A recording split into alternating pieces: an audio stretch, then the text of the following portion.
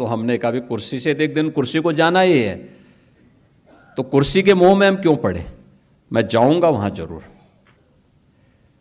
तो मैंने कहा यार मैं कहां फंस गया हूं, वो तो सब भिखमंगे हैं।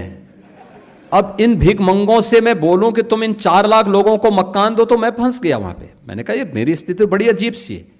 वहां से बाहर का रास्ता दिखाया और आज मुझे बताते हुए प्रसन्नता है 4 लाख लोगों को हम मकान दे चुके हैं।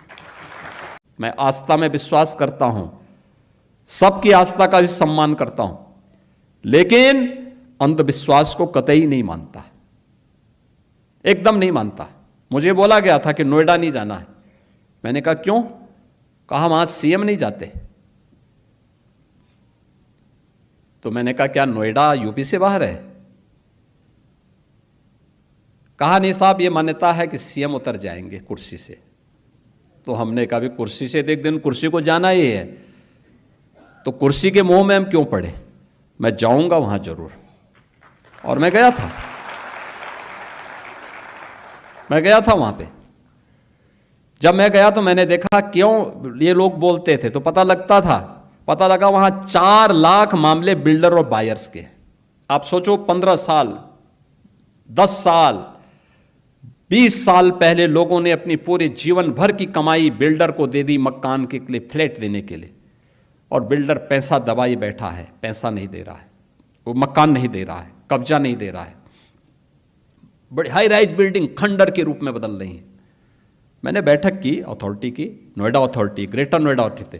तो ग्रेटर नोएडा अथॉरिटी मेरे पास आए, उसके सीईओ आए, कहा साहब हम पे 6,000 करोड़ का कर्जा है। दूसरी अथॉरिटी से मैंने कहा, उसने कहा साहब हम पे 3,000 करोड़ का कर्जा है। तो मैंने कहा यार मैं कहां फंस गया हूं, वो तो सब भिखमंगे हैं। अब इन भिखमंगों से मैं बोलूं कि तुम इन 4 लाख लोगों को मकान दो, तो मैं फंस गया वहां पे। मैंने कहा ये मेरी स्थिति बड़ी अजीब सी है। लेकिन मैंने वहां पे पहले बायर से मैं बातचीत किया, उन्होंने कहा उनकी रो रहे थे साहब, पूरी जीवन भर की हमने कमाई लगा दी, हमें मकान नहीं मिला है, हम बैंक से कर्जा भर रहे हैं, बैंक का कर्जा बढ़ता जा रहा है। मैं बिल्डर के साथ मिला तो बिल्डर अलग से रोए, कहते हैं साहब हमने पैसा लगाया, लेकिन उस समय की सरकारों ने हमें पूरी तरह निचोड़ दिया है, हमारी सामर्थ्य नहीं है।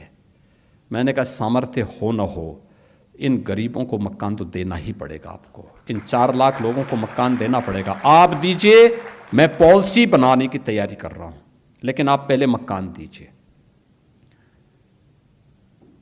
फिर मैंने अथॉरिटी से कहा, मैंने कहा कार्य पद्धति ठीक करो। हमने रिफॉर्म किए, कार्रवाई प्रारंभ की, भ्रष्ट तत्वों को वहां से बाहर का रास्ता दिखाया, और आज मुझे बताते हुए प्रसन्नता है 4 लाख लोगों को हम मकान दे चुके हैं।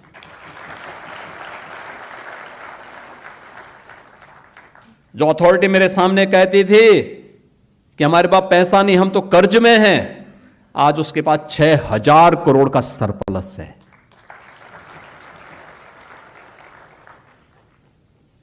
आज दुनिया का सबसे अच्छा इंफ्रास्ट्रक्चर भी और सबसे अच्छा इन्वेस्टमेंट भी वहां पर है, और वहीं पे ये मैन्युफैक्चरिंग हो रहा है जो मैं अभी चर्चा कर रहा था, ये सब कुछ वहीं हो रहा है। ये उस अंधविश्वास को मानने वाले लोग कौन थे जो भारत की आस्था पर उंगली उठाते हैं? मुख्यमंत्री रहते हुए वहां नहीं गए, लेकिन अपनी विभाजनकारी राजनीति के लिए फिर आज नोएडा पहुंच गए, ग्रेटर नोएडा पहुंच गए। बहन और भाइयों, इनके चेहरे को देखो तो उस समय वहां के विकास के लिए ये बॉटलनेक थे। उस समय इन्होंने वहां बाधाएं खड़ी की, बैरियर खड़े किए। आज किस मुंह से विकास की बात करते हैं?